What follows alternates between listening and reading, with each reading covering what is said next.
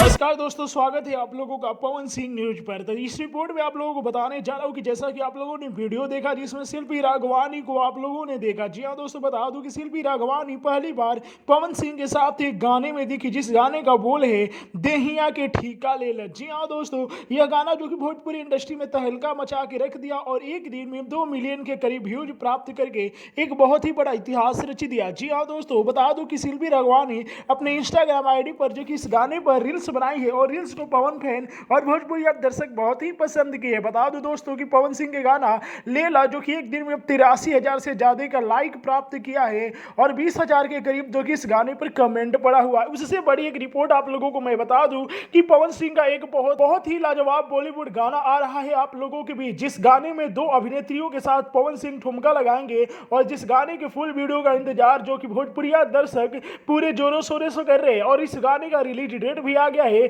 10 दिसंबर के सुबह 8 बजे रिलीज किया जा रहा है टिप्स भोजपुरी यूट्यूब चैनल पर। तो आपको क्या लगता है कि पवन सिंह का बॉलीवुड गाना एक दिन में कितना मिलियन व्यूज प्राप्त करेगा? हमें राय कमेंट में बताइए। शिल्पी राघवानी का वीडियो कैसा लगा कमेंट में राय बताइए। जय हिंद दोस्तों।